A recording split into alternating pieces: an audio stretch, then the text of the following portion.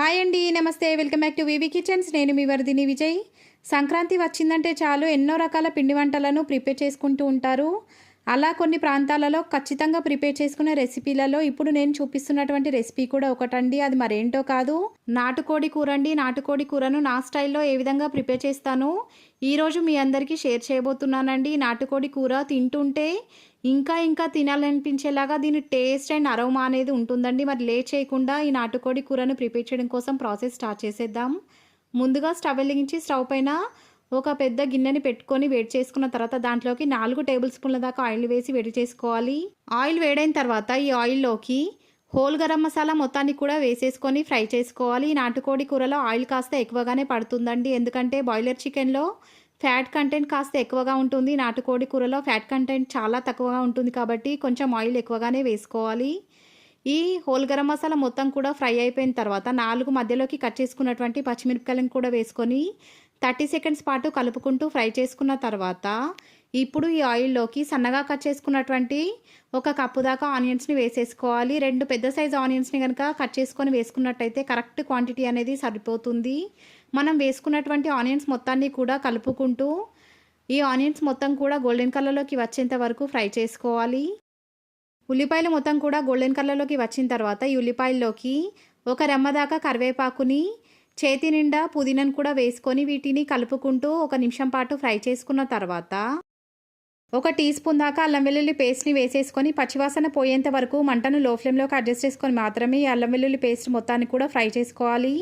ఈ నాటుకోడి కూరను ప్రిపేర్ చేసుకునేటప్పుడు అల్లం వెల్లుల్లిపాయని అప్పటికప్పుడు ప్రిపేర్ చేసుకొని కనుక వేసుకున్నట్లయితే టేస్ట్ మాత్రం సూపర్గా ఉంటుంది. ఎప్పుడైనా మీరు నాటుకోడి కర్రీని ప్రిపేర్ చేసుకునేటప్పుడు అల్లం వెల్లుల్లిపాయని మాత్రం అప్పటికప్పుడు ప్రిపేర్ చేసుకొని వేసుకొని చూడండి, ఆ రుచి ఏంటో మీకే అర్థమవుతుంది. అల్లం వెల్లుల్లి పేస్ట్ మొత్తం కూడా ఫ్రై అయిన తర్వాత 1/2 టీ స్పూన్ దాకా పసుపును కూడా వేసుకొని పసుపు మొత్తాన్ని కూడా ఈ ఉల్లిపాయలతో పాటు కలిసేలాగా కలిపేసుకొని మరొక 30 సెకండ్స్ పాటు ఆయిల్లో ఫ్రై చేసుకున్న తర్వాత వాటర్తో 2 నుంచి 3 సార్లు బాగా వాష్ చేసుకున్నటువంటి 1 కేజీ నాటుకోడిని ఈ గిన్నెలోకి వేసేసుకొని ఉల్లిపాయలు మొత్తంతో పాటు కలిసేలాగా అడుగు నుంచి కలిపేసుకోవాలి.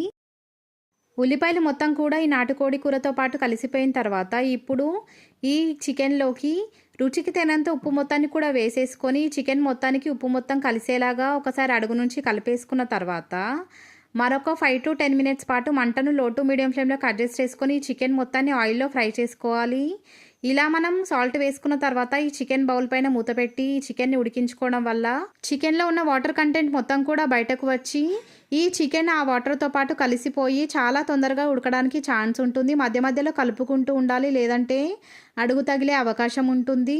చికెన్లో నుంచి బయటకు వచ్చినటువంటి వాటర్ మొత్తం కూడా డ్రై అయిపోయి ఆయిల్ పైకి తేలి వచ్చేంత వరకు కూడా ఈ చికెన్ని ఫ్రై చేసుకున్న తర్వాత ఈ చికెన్లోకి 1/2 టీ స్పూన్ దాకా పెప్పర్ పౌడర్ని, మరొక 1/2 టీ స్పూన్ వరకు గరం మసాలా పౌడర్ని కూడా వేసేసుకొని ఈ చికెన్తో పాటు కలిపేసుకున్న తర్వాత మరొక 5 మినిట్స్ పాటు ఈ చికెన్ని మంటను లో ఫ్లేమ్లోకి అడ్జస్ట్ చేసుకొని ఈవెన్గా ఉడికించుకుంటూ ఉండాలి. 5 మినిట్స్ తర్వాత ఇప్పుడు ఈ చికెన్ కర్రీలోకి 3 టేబుల్ స్పూన్ల దాకా కారాన్ని కూడా వేసేసుకొని మనం వేసుకున్నటువంటి కారం మొత్తం కూడా ఈ చికెన్తో పాటు కలిసేలాగా ఒకసారి అడుగు నుంచి కలుపుకున్న తర్వాత ఈ చికెన్ని 5 to 10 మినిట్స్ పాటు మంటను లో టు మీడియం ఫ్లేమ్లోకి అడ్జస్ట్ చేసుకొని మధ్య మధ్యలో కలుపుకుంటూ ఉడికించుకుంటూ ఉండాలి. ఆయిల్లో ఈ చికెన్ ఎంత బాగా ఫ్రై అవుతుందో అంత టేస్టీగా ఈ చికెన్ అనేది ఉంటుంది. చూడండి, చికెన్లో ఉన్న ఆయిల్ మొత్తం కూడా పైకి తేలి చికెన్ ఎంత కలర్ఫుల్గా మారిందో. ఇలా ఆయిల్ అనేది పైకి తేలి వచ్చేంత వరకు కూడా కారం వేసుకున్న తర్వాత ఈ చికెన్ మొత్తాన్ని ఆయిల్లో ఫ్రై చేసేసుకోవాలి.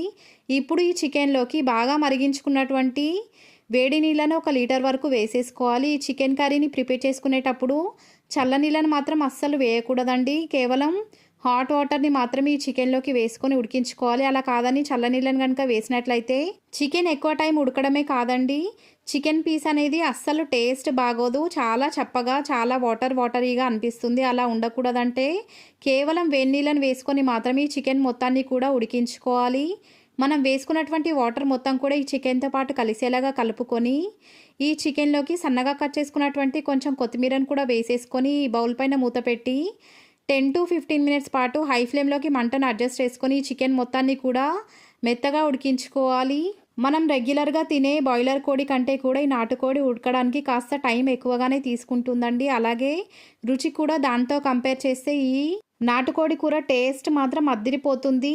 మనం ఈ నాటుకోడి కూరను కేవలం సూప్‌ని ఎంజాయ్ చేయడానికి మాత్రమే తినేయొచ్చండి. ఇందులో ఈ చికెన్ పీసెస్ ఉన్నాయా లేదా అని కూడా చూసుకోవాల్సిన అవసరం లేదు. అంత టేస్టీగా ఈ చికెన్ కర్రీ గ్రేవీ రుచి ఉంటుంది. ఒకసారి గనుక మీరు ఈ నాటుకోడి కర్రీని ప్రిపేర్ చేసుకొని తిన్నారంటే ఇక బాయిలర్ కోడిని తినకుండా రెగ్యులర్‌గా ఇదే చికెన్‌ని ప్రిపేర్ చేసుకొని తినాలనుకుంటారండి. అంత రుచిగా ఈ నాటుకోడి కూర రుచి అనేది ఉంటుంది.